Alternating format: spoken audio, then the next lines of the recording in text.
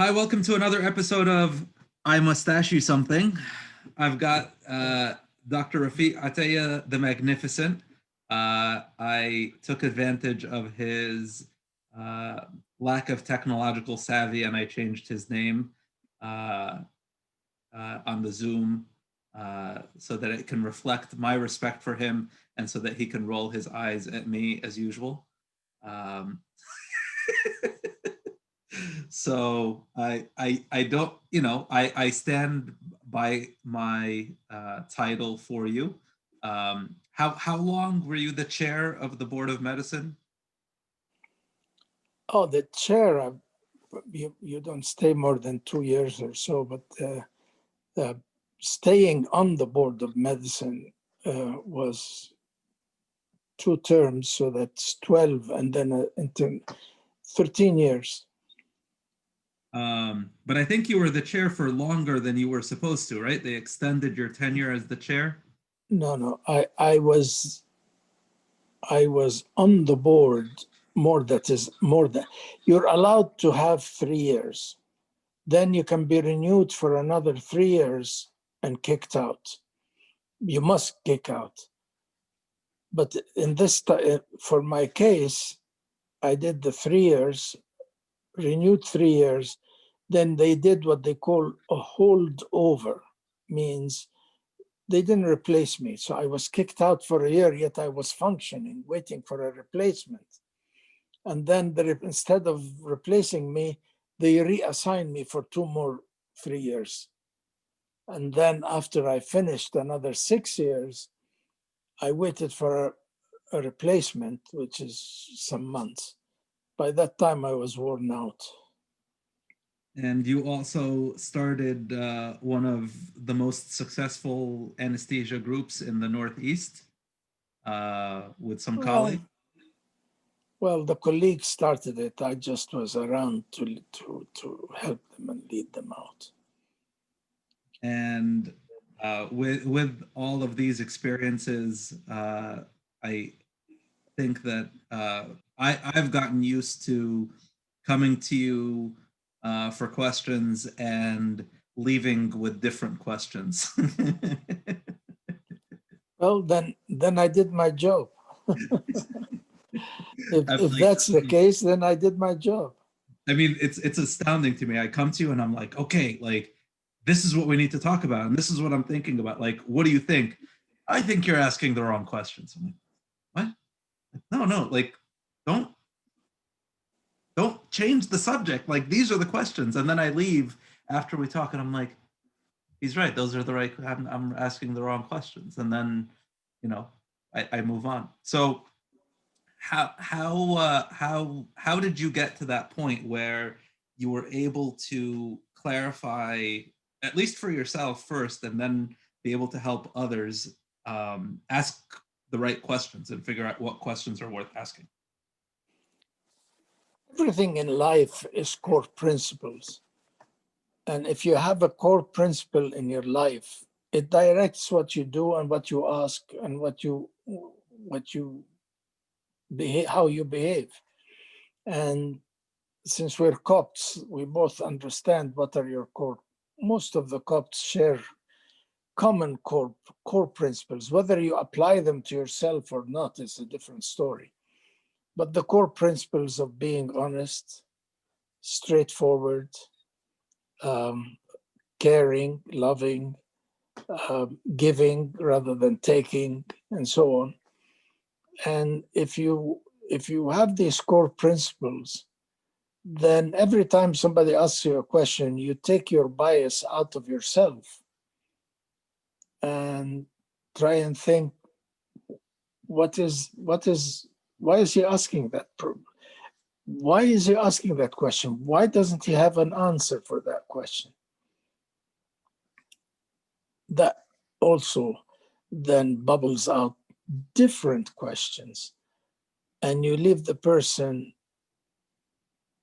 to answer these questions himself. The bottom line of why you do that, and that is the bottom line of it all, is that Jesus himself, the God Almighty, the Creator, came to die on earth to forgive us sins. That's okay. We all agree on that.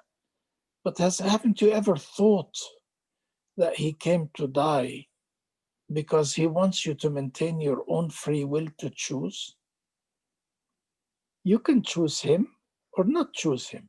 After all his suffering and after all his humiliation and after all his salvation, he said, if you want, come unto me and I shall give you rest. But if you don't want, go ahead. Like the prodigal son. Says, give me my share. Okay, here is your share. So he went and wasted it. And then he came back to him. He would take him. So the answer is the free will of humanity, the power to choose, which also comes in the power to answer the questions for yourself, is vital. It's vital for personality development. It's vital for your self-worth. It's vital for how you will react. If I tell you go left and you then have a problem, you will say, I directed you wrong. But if you choose that you're going to go right and you find the problem, you will actually strengthen your backbone and solve the problem because that's your choice. And that works for marriage, works for jobs, works for fathering, works for spirituality, works for everything. That's why Jesus actually did that. So when you're talking, I'm trying to think back, and I'm reflecting on conversations that we had, and I'm realizing, like, you're right. I don't think you ever actually told me, Mina, this is what you should do. Right? It was always, did you think about this or did you consider that? And I've had to press you. I'm like, no, okay, but like, what would you do? And they're like, listen, I know what I would do, but that doesn't mean that's what you should do. Right. So That is one of my core principles, and obviously you occasionally violate it with your kids or with your younger grandkids in this case, but with my kid occasionally if he's going way astray. But even if he was going way astray, it's best for him to make the decision, as much as it could hurt because he's going the wrong way. But then you keep asking him the questions. Where is that road going to lead? Where is that going to road lead? And until he comes to the conclusion faster than falling apart, then he has a core principle and a very strong value.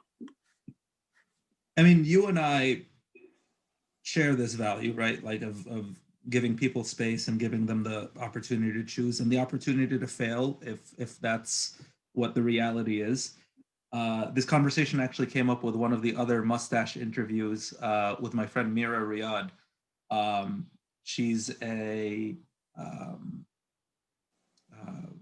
founder and executive director of a nonprofit that has a orphanage in Egypt. And she 100% believes everyone should choose for themselves, everyone should have the freedom, everyone should make the right decision for them.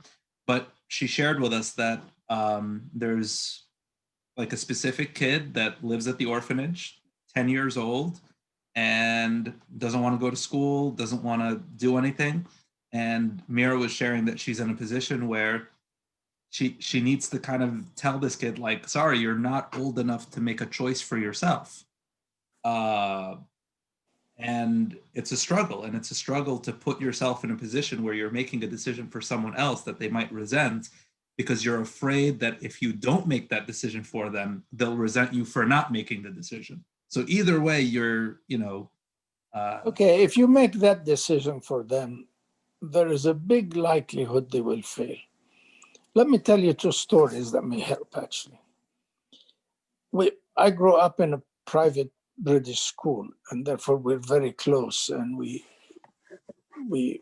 used to share what when the certificates came at the end of the term, we used to share what happened.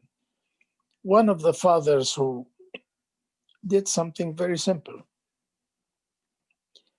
He would actually, his son would come in with a very bad grades.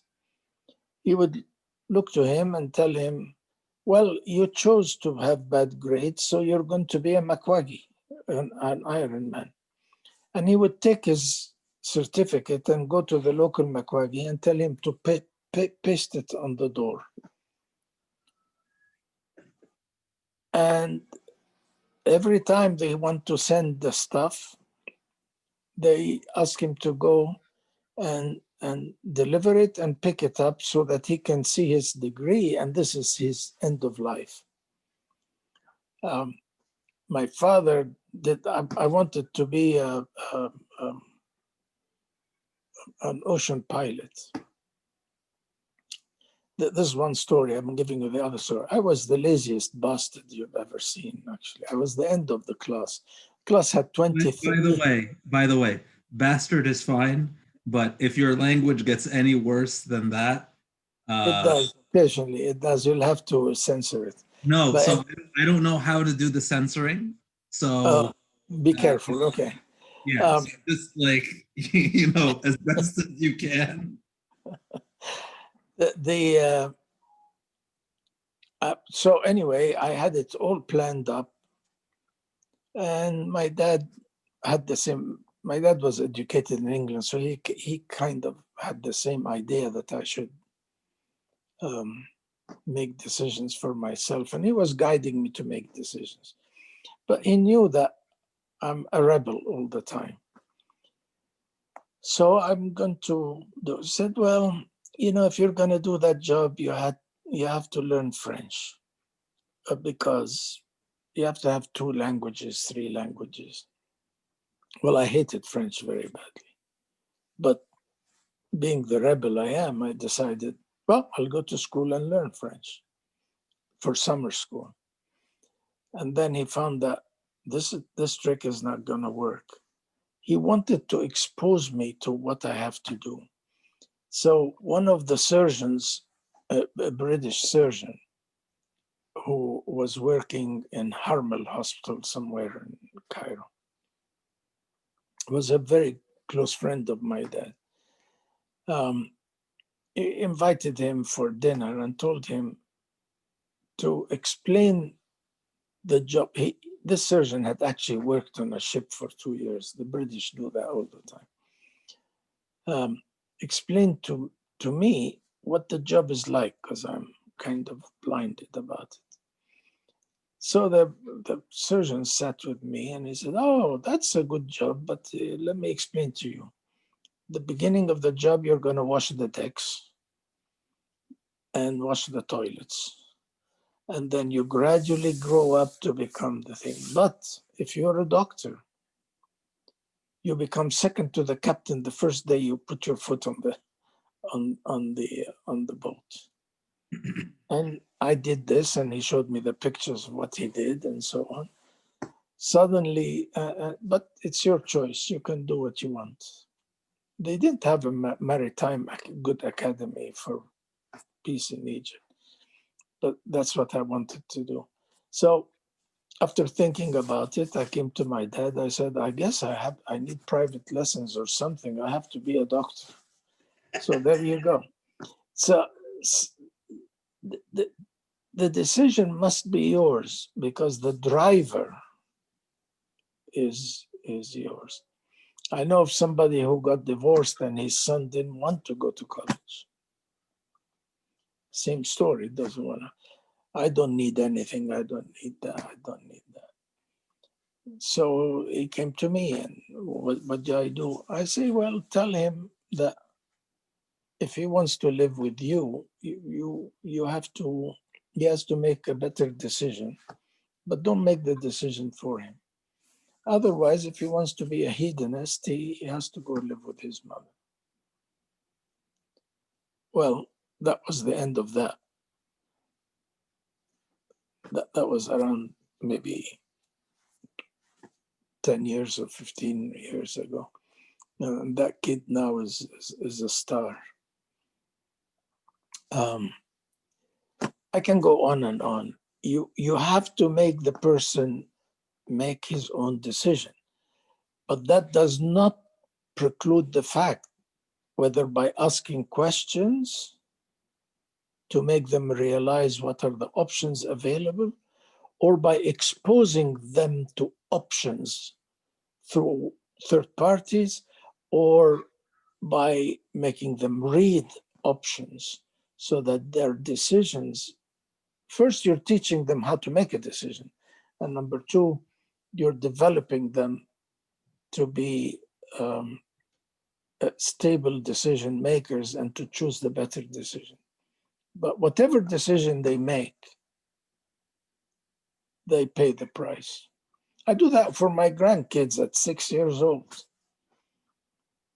And the interesting part is they make a wrong decision for the toy. I say, sorry, that's what you got. You made the decision. Oh, can I have this too? No, you made the decision. So it becomes an executive power too, by the way. So what keeps people, whether parents, grandparents, our friend Mira, who, is responsible for these kids in not really directly a parental role, but in a supervisory role, leaders of organizations, what have you, what keeps them from being able to do what you're saying? In my mind, three things. The first, it's an arduous way of doing it, because you see the right way to do things, and the kid doesn't see that, and therefore you want to. The shortest way to do that is to just force them to it. Unfortunately, the motivation goes, and that's the problem. You have to have the motivation. The second reason is that sometimes, you know what a bear love is? A what love? Bear. Like bear? Yeah. There's No, a I don't know story what. that there's a colloquial story that a man owned the bear, and he was really needed to sleep. So he told the bear to watch over him until he sleeps and not to disturb him. A fly came. The fly kept swatting around his face. So the bear chased it. And then the fly came and landed on his face. So the bear got a rock and hit the fly on his face to kill it. But the guy died. And that is where leaders, parents, and so on lose the focus, is that I wanted my kid to be a doctor. I could have actually set him in such a great career. My kid came to me and said, Dad, I like the job because I like helping people, but I don't like the road. The road is too long, too exhausting, and I just don't like to go through that road. I said, well, what do you want to do? Make your mind out. But do me a favor, come and spend the day with me here, and then do the day there, and then do the, and so on. Now he's a great kid, but in a very different field that I wouldn't even be able to even scratch the surface for. And the reason why he did it is because he struggled very hard. It's something he wanted to do, and he struggled very hard to do it until he did it. His name is on the state budget. And he doesn't make the same money, but who cares? He's very happy. And he's doing the right thing for himself. So why do teachers and so on and so forth do? Because they don't have the patience to develop the people, or because they know that they see things black and white. And what I see is the right thing, you'd better follow it. I have experience, you don't. The third thing is sometimes bare love, total bare love. اقعد يا واد لازم تبقى كده، يعني لازم تبقى كده، لكن انا مش عاوز ابقى كده. One of our friends, a cop, had this problem with both his children, and his kids were rebelling to no end, and they were going to be lost. He came to me. I said, just get out of it. And I talked to the kid. Amazing kid. He now does insurance softwares that every company wants to have. So he's richer and better and stable and married than his father was a doctor. So sometimes we're wrong. Sometimes we like to enforce what worked for us, which doesn't necessarily mean it's going to work for the kids. Sometimes we push them to what we think is the right way. And sometimes it's just love them too much and want to watch and direct their path the way we think, which I redefine as control. You want to control. And the issue in cops, particularly, the word control is extremely, extremely high. You want to control your wife, which, by the way, you have no right to. You want to control your kids. You want to control your finances. You want to control and we all see things black and white. Well, life is not black and white. There is black, there is white, but guess what? The bell curve is too big, and there's all sorts of shades in the middle.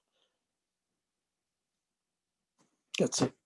Is there any such thing as benevolent control where you're saying, okay, enough is enough. Like, I've given you the freedom, you've abused the freedom, I'm taking away the freedom for your own good?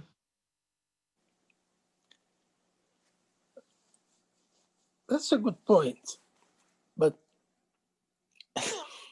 what is benevolent? What's the definition of benevolent? I mean, every case is separate. But what is benevolent? I mean, this came up with Abu Nadan, another friend of mine that I've interviewed, and I asked him the same thing. I said, you know, at what point do you infringe on someone's freedom? At what point? And at the time we were talking about like a kid in his church, right?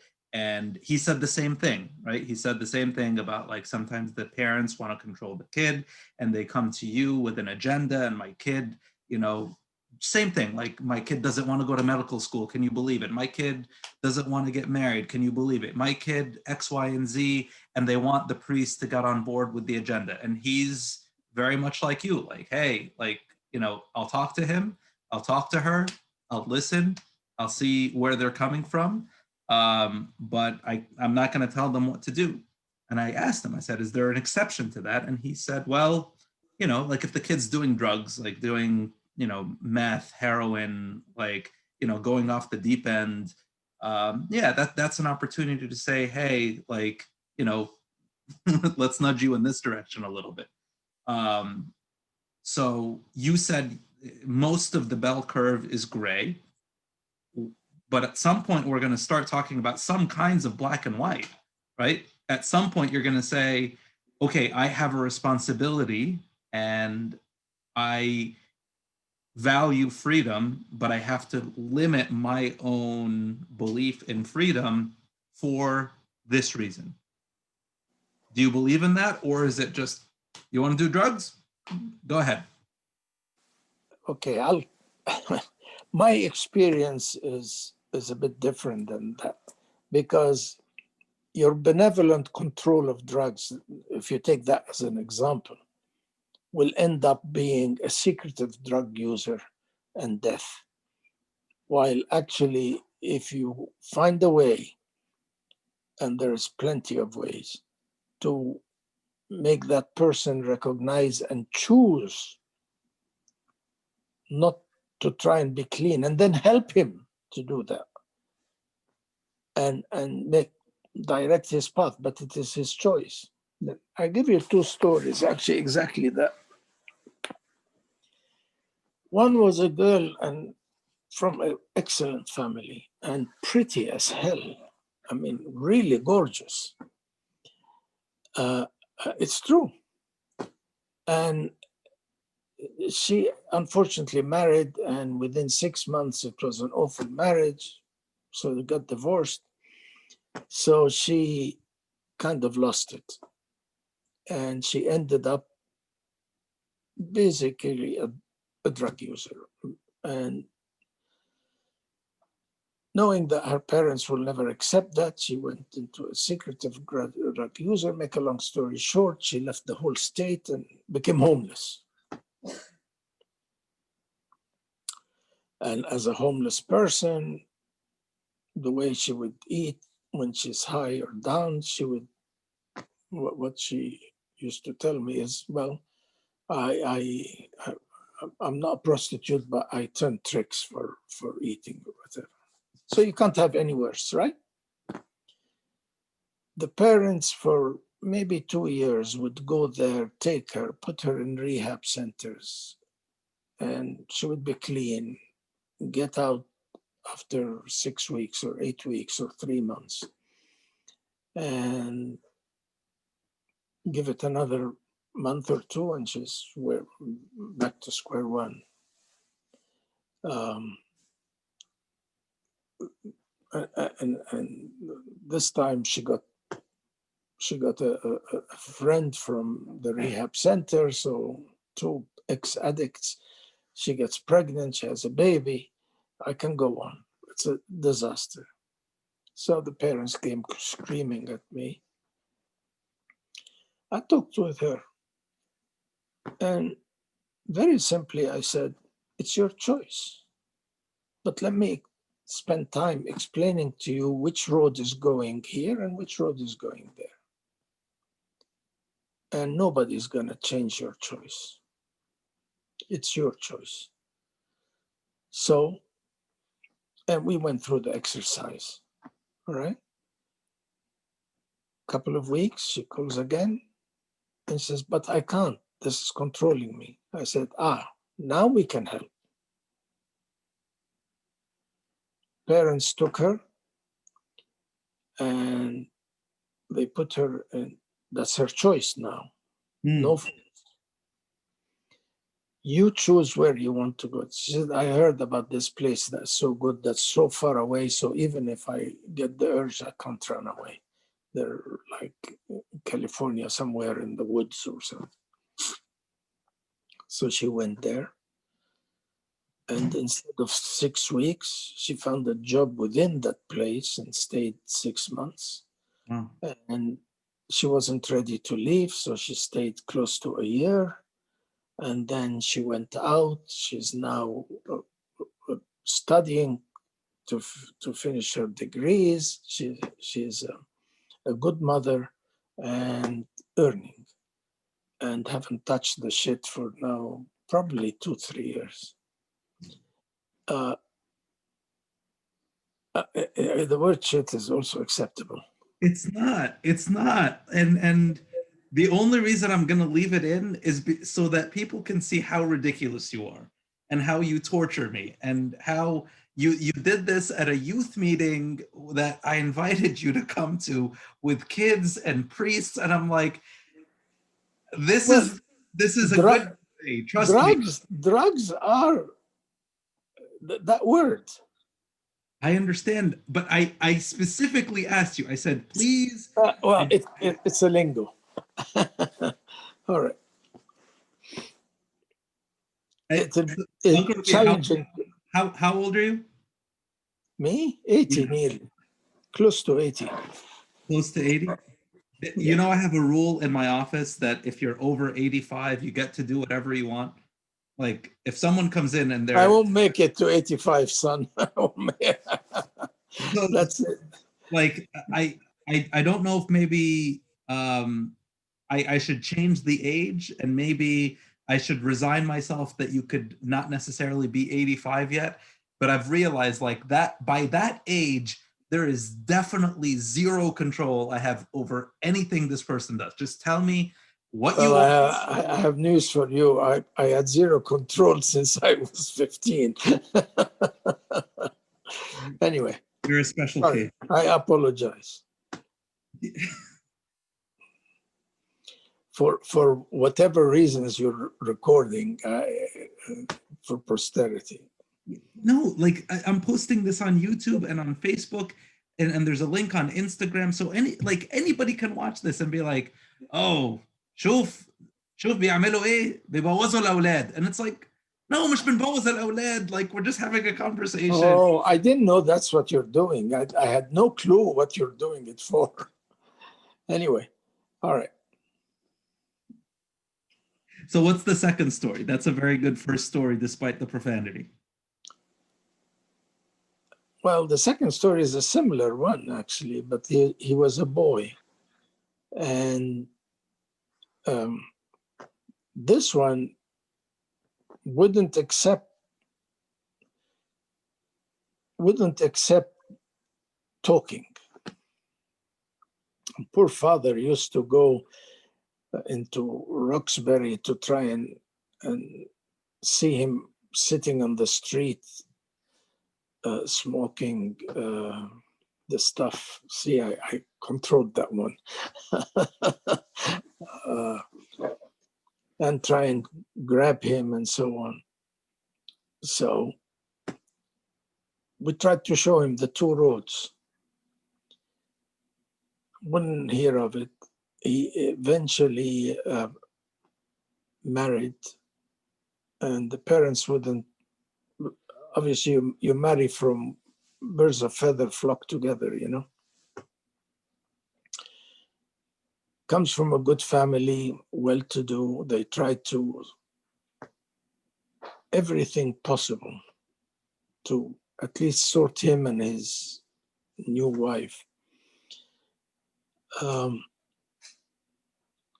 Was no good. So the police got them. And that's where the family came. And we basically went to the judge and explained the story. We're happy to do everything, but you'd better force him. So now the judge usurped him from his power, not the family. Usurped him from the wrong decision and gave him another decision instead.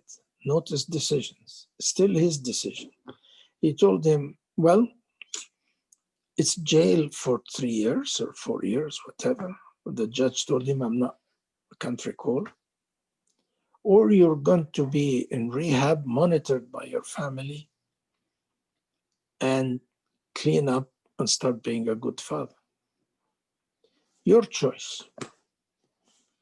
And just to explain, you're going to have a bracelet on your foot, and we're going to monitor you before we put you to jail for 24 hours to make that choice. Well, he made the choice, the clean choice, and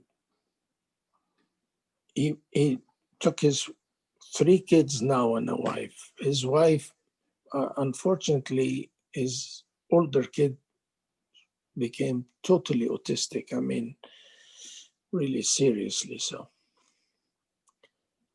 So his wife ran away. She couldn't clean and she couldn't do it. She ran away, left him with the 3 kids. I have never, for the last 7 years, seen a better father with the autistic kids and the 2 kids. He wakes up at 5, feeds them, dresses them, takes them to school, brings them back, teaches the autistic kid as much as he can, gets him the services, goes back, brings the kid, cooks for them, feed them. He's obviously can't work. It's impossible. But his family helps and he's on social welfare and so on, which is sad. He had a lot of potential. But he's a stand-up guy, never touched anything bad, not even alcohol, not even beer, nothing. And his decision to take care of his 3 children, 2 are okay, and 1 is this awful autistic kid. Hopefully things will turn better for him. But there is the difference between how long-term it's better to make decisions, even if it's wrong, and then you correct it, versus imposing a decision, and once you're 18, you rebel and become 10 times worse. I'd rather the kid comes to me and say, I don't want to go to school, I don't want to be school. And I would say, why? And says, well, I hit homework because I can't read and I'm a failure. Then I can understand the problem and help him there and say, I'm going to help you there and you'll be fine. I personally had that problem and I overcome it. And you will be great. But if you make the wrong decision, this is the job you will be in. I'll take you for a day there with somebody to see how hard that job is, and so on. You give them options, but you also open their eyes to what this decision can do. So I'm impressed that you are that committed to freedom. I am interested to see what Abuna Dan and Mira and others think of this position. I'm definitely going to give it some thought as a parent myself, because I find myself to be on the more sort of, let them make mistakes end of the spectrum. But I don't know if I'm I'm like, if this is the spectrum of helicopter parent over here, moderate over here, and then I felt like I was over here kind of just like, nope, let them make mistakes. I find myself to be still to the right of you. Okay, that is that. I'm worried you'll misunderstand. Allowing them to make mistakes is okay, but you don't allow them to make the mistakes without giving them better options to choose from. So your interference is vital and your experience is monumental. And your direction for them, call it manipulation, call it exposure, call it education, whatever it is, it's important to no end. So this is how you drag them along to what they will make a more informed, more educated, more. But letting them make their own decision down the tube and use zero interference without explaining what is wrong here is a very bad idea. So what point does this negotiation tactic become so effective that it looks coercive?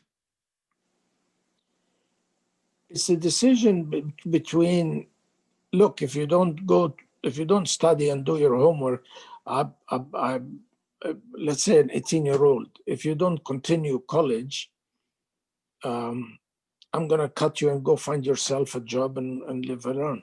Versus, oh, why do you want to drop out of college? Why can we talk about it? Maybe you want 6 months off, and why don't we do something more productive in this 6 months? It's how you. There is no one decision in life, not yours, not his, not anybody, but you have more experience, and you shouldn't be coercing. If my kid is is better in math, and I'm lousy in math, but good in medicine. And I'm best, he's best doing mathematical issues or computer issues versus me. So coercion is not the idea, but opening the doors. Well, here is a classic case. A child, not a child, a 18-year-old, no, it's a child. You have to be a doctor, you have to be a lawyer, you have to be this, that, copped. But that person had a talent beyond belief in seeing things that I don't see, and taking a pen and drawing it in 10 minutes. The enormous talent. But we know that art will not produce money for her to, or him to survive, or have a family and have kids and so on. So what do? Leave them make their mistake and then regret it? No. What you do is use your experience to see how you can excel in this area, because it's a gift from God, instead of burying it, and join the other issues. And was very easy. All what you have to do is find a college that teaches people how the computer and interaction with art. And that person is an A student doing fabulous work. And frankly, a lot of big companies want that person to have a job right now before they even graduate. That's how you interfere. But if you had forced that person to be a doctor, and their intelligence will get them through, they will be lousy doctors because they hate the job, they hate the blood, they hate the thing. That's not what they want. Mm. And how many have I seen of those? I have taken licenses of doctors who graduated from Harvard. The dream of every Copt to get his kids into Harvard Medical School. You know how many doctors graduating from Harvard that lost their license on my decisions, or punished beyond repair? It's not only Harvard, by the way. It's a lot of just a quick statistics. We have 28,000, a lot of physicians. A lot of them are residents, so discount the residents who have temporary license and permanent sometimes. 23 permanent. Out of these, we get 1,000 complaints. Out of these, we get 500 punished, really punished on the record, a year. Out of these, 50 to 60 a year lose their license and they are no more doctors. After all this long distance and all the debt and all the thing, they're gone. Of which actually, unfortunately, and sadly, 3 Egyptians in my 13 years or 16, whatever, 13 years. One of them had temporary visa, so he was shipped back to Egypt. Because he loses everything. He loses the visa, he loses his residency, he loses everything, he goes out. So it is important that you become a counselor, you become an option giver, you spend time to make them feel comfortable to come to you with their confusion. Kids are never making black and white decisions. They are impressionist. So were you, so was I. So I told you I wanted to be a bloody on a ship. Yeah, got it. Bloody's fine. Yeah, Very good. okay. On a ship now, I can't stand it. Being I go on a trip for 2 weeks and I can't stand it. Mm. So if it wasn't for my late dad who said, "Go ahead, do it," but there are options for you, Mm. I wouldn't be where I am. And my mom, who actually was a control freak about about studying, so that's you have to add that into the mix. So I want to go back to something that you said earlier that also needs a little bit of, let's say, clarification. You said we have these values that, of course, we share because we're Copts, right? And clearly, from the conversation, we don't share those values, right? Because if we did share those values, then you wouldn't have to clarify them for people, right? So if I mustache you something, um, what is the way that we clarify and say, yes, these are the Coptic, these are the Christian, these are the community values, right? Because someone else might say, well, no, they're not. Like, we don't ascribe to those things. So you don't get to decide for the community, but you seem to be able to speak for the community to say what values are that we should align ourselves with. So where does that impression come from, and on what authority is that judgment made?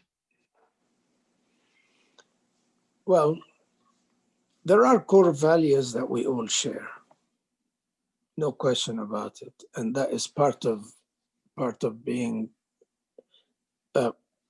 common values of Christianity, common value of stronger families, common values of bringing up, and then common values that became adulterated by the grandeur community around us.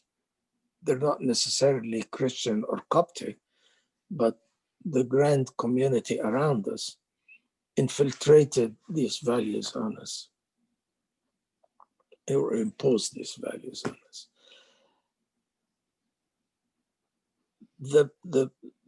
So if I come to a Copt and say adultery is okay, like in English or American or something, he'll tell you no, it's not. If you go to a Coptic girl, she has a hell of a lot of emotional turmoil about having premarital sex. These are values that infiltrated through us and then became a guiding culture. I'm not calling it a value culture. What is the value behind that? The value is honesty, integrity, live by your word, and so on. And it's common that they say if you want.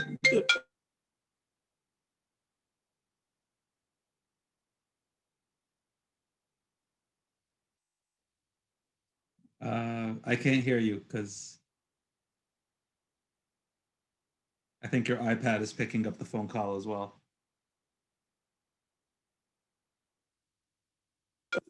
So we have common values. Like one of the values, we have one wife. If you go to our co country people, they can have four. It's a value system. But do we apply these values is the question. Let me go and address it through Jesus. He went and said to the lady at the watering well, give me to drink, and the conversation went on, and then she said,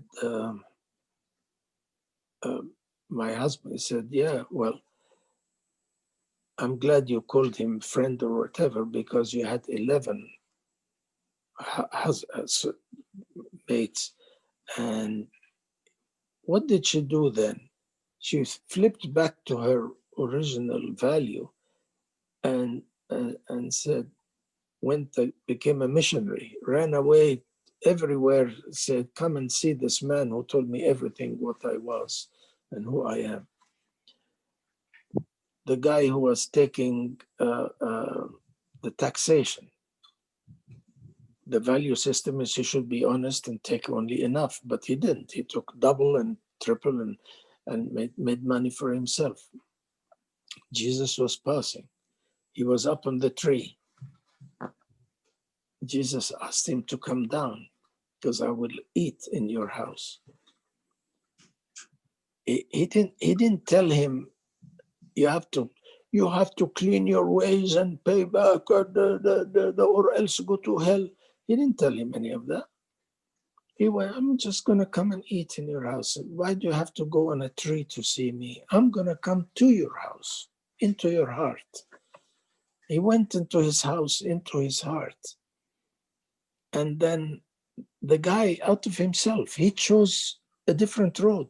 Said, not only will I clean my act from now on, I will actually pay what I took twice and 3 times back. I can go on and on and on what Jesus did. What the church does sometimes, like any organization, like any club, they have their own rules. And yes, we joined the club. We have to obey the rules of the club. But they are not necessarily, with all due respect to those who enforcers of the club rules, are not necessarily the core Jesus. My cousin did something very interesting, which you find in a lot of new Bibles. He went across the Bible and picked up the orders and the words of Jesus Christ only, nobody else. And you will find a very different spiritual situation. And you find these different spiritual situations in those who we consider now saints. I remember while people were fighting, I'm just trying to peel off a core value that has been mismanaged and misbehaved, and then defined as, oh, that's our values, when in fact it isn't. And peeling this off is very difficult sometimes. But the only way to do it is to go back to our origin, which is Jesus, and see. And he will tell you whether it's wrong or right. Which value is this? Can you just say it out loud? You name a value, and I will give you the answer from Jesus. Name any value. Choice, I gave it to you. He never told anybody to do what he tells them to do. He always told them to choose, to the point of his own death and resurrection. You know, he's God. He created you. He did your mustache. He can actually tell you, behave yourself and become a good guy. But he didn't. He said, I will suffer on your behalf, and you choose. Follow me or follow the other way. Yet we then usurp that, and we say, أنت محروم, ما تروحش وما تجيش وما تعملش. I've never seen God actually say that. He always said the opposite, actually. He actually said, he that is without sin, cast the first stone. And then, lady, have anybody here around accusing you? He said, no, Rabbi. He said, go and sin no more.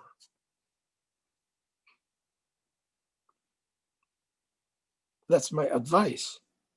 Go and sin no more. If you want to sin, you can come again and be stoned. That's your choice.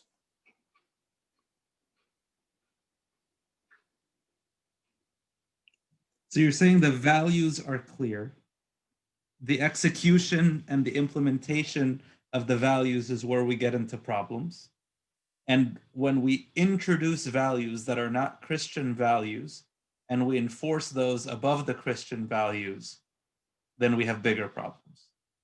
100% right. You defined it very well. I couldn't define it better. And my question still remains. نهارك مسيح يا ابني. I must ask you again, who are you and who am I to adjudicate and say these are and these are not Christian values? Because someone will say obedience is a Christian value, sanctity of communion is a Christian value. If I turn someone away from communion as a measure of respect to the sacrament, then that is both correct and aligned with our Christian beliefs.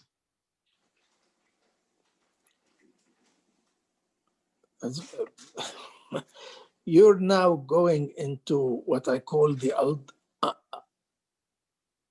adulterated, infiltrated culture of the church, which brings me into the issue that I tried to explain inefficiently, and that is our core values come from God himself, Jesus. And he said them, it's very clear. A lot of these people took these core values and evolved them into clubs. So we have the Protestant club and the Orthodox club and the Catholic club, and each one has its own rules. And people join, and if you join a club, you have to obey the rules. But these are human rules, with all due respect, and human translations, in all of them, by the way. But if you join a club because you believe in it, because you've seen in it spirituality, then, and it benefits your own growth spiritually, then it's okay. But in all honesty, the core values come from Jesus, and everything is written in Jesus' words. If you just clearly say it, if you clearly see it, it really is clear as crystals. It's not messy. The rest is power, control, economics. I don't know why you're laughing. It's true. There is a very, very famous story where the Pope of Rome got some major guy, I think somebody like Billy Graham or whatever, I can't remember who it was. And he showed him, took him around in the Vatican, and then said, St. Paul now can never say, money I have none. Because remember when he said, I have no money to give you, I have no...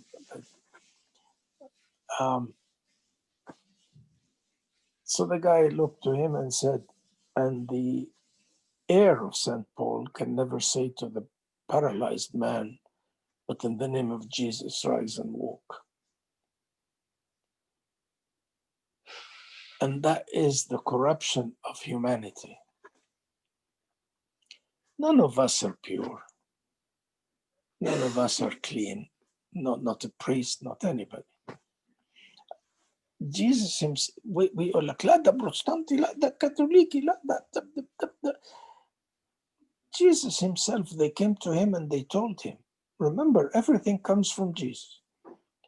We found people casting devils in your name and we forbade them because they don't follow us. What did he say? He said, those that are working in our name, they're not against us. They are with us. Don't fight them.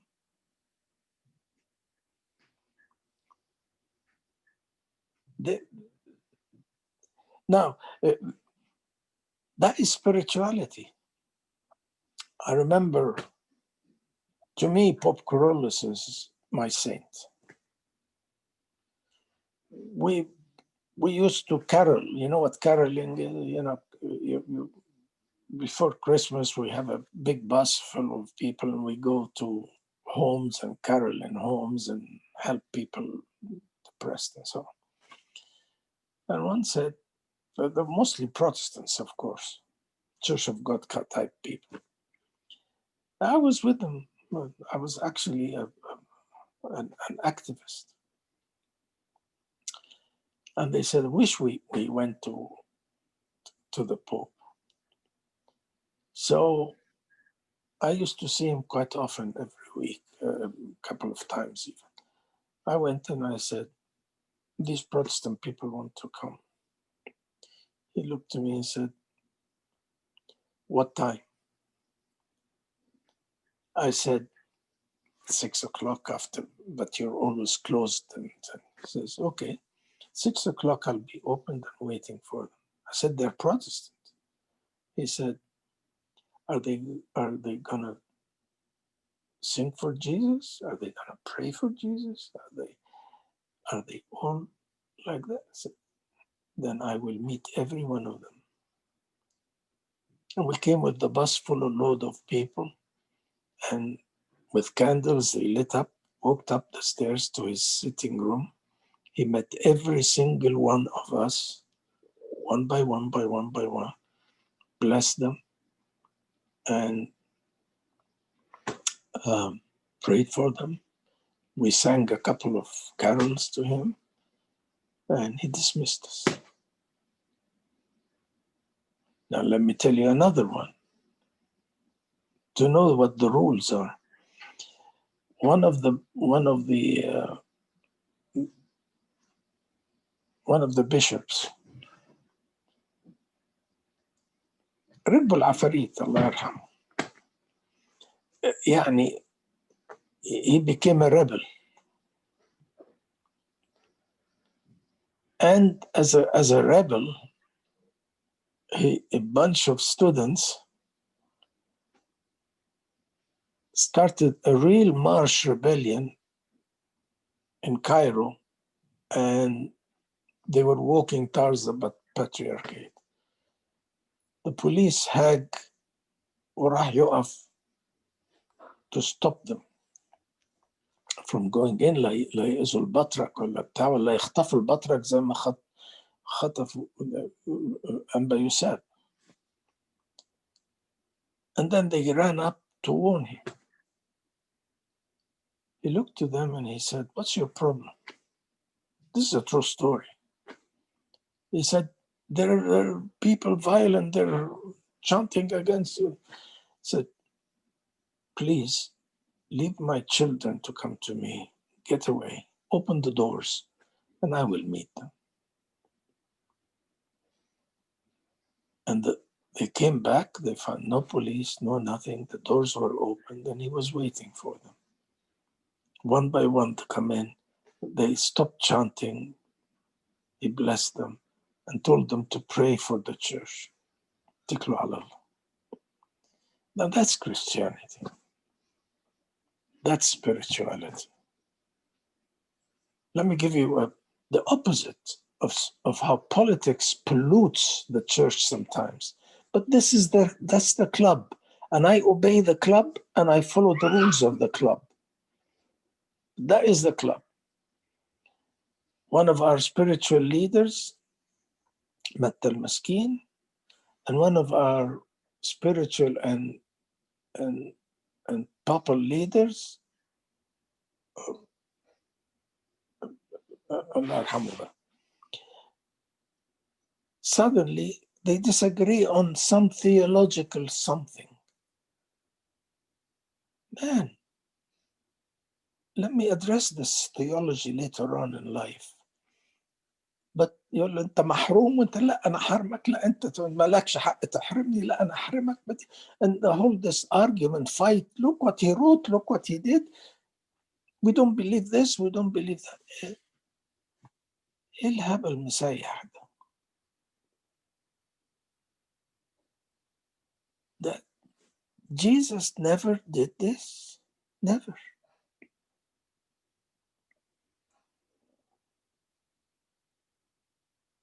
So I just want to be clear that anything that you say, you're responsible for. 100%.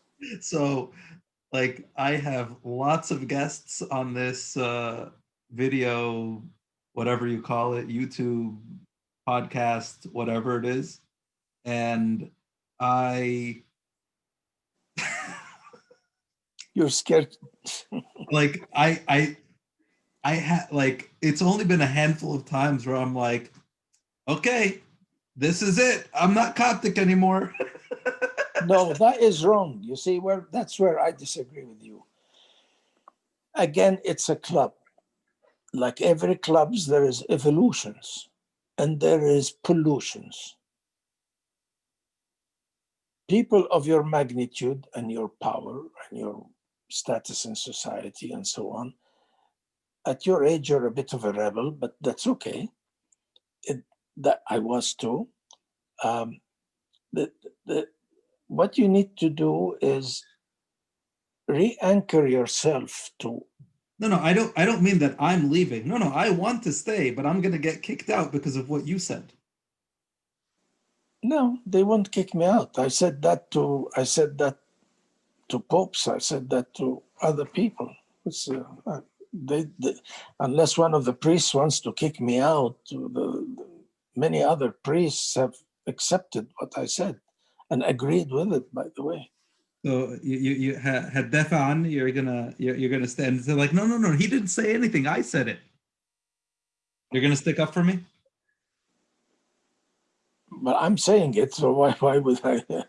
You never know. Collateral damage. Oh, okay. Then don't show it. You're a more active member of the club than I am. I mean, we'll see. Actually, I haven't so far. Knock on wood, I haven't had any backlash yet. But just like with anything else, there's always a potential. The bottom line is Jesus and the Bible and the saints of the church. That is the bottom line. The spirituality that we miss now, and we measure it by buildings and money and stuff.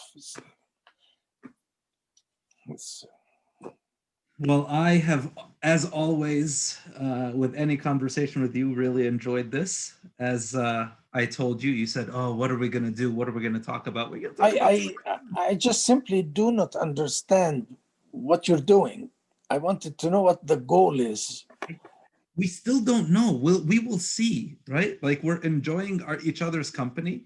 We're inviting others to listen in on the conversation. We're inviting them to consider your wisdom and to Wisdom. Some people will consider that heretics. and if they think about what you're saying and say, no, I don't have the stomach for that kind of freedom, and no, it's much more comfortable for me to control, then that's their choice. If they choose, maybe I'm going to listen to Uncle Rafik, and maybe I'm going to listen to this invitation to, instead of coercing, giving options, right? Instead of deciding for people what to do, tell them, okay, here's how I see it. Then maybe they benefit from that. maybe they hear some of the things that you said about what values we have in our community that are Christian values and what values we have that are political, worldly, secular values that have infiltrated, and they don't like it, and they complain to you, they complain to me, they complain to somebody. That's okay too. I call it polluted. They might call it something different. They might call you the pollutant, right? You're the one. That's fine. That's fine. I accept that. Which is fine. So who knows? We're going to put it out there, and whatever comes. So thank you for all of this. I appreciate it, and واخدني على قد عقلي as usual. لا لا لا عقلك كبير قوي. ربنا معاك حبيبي. Any parting words for anybody that happens to still be listening and hasn't called to complain yet? Like they said, when you compare all the clubs that are available, the most spiritual I found is our Coptic church. Just hopefully we anchor ourselves into the spirituality of it, because it is probably the deepest I have ever seen. And hopefully all of us will find our peace and salvation and redemption. And then we meet up there when this fake body ends up 6 feet under. Amen. Thank you, sir. I love you. I love you too. And thank you to anyone who was listening.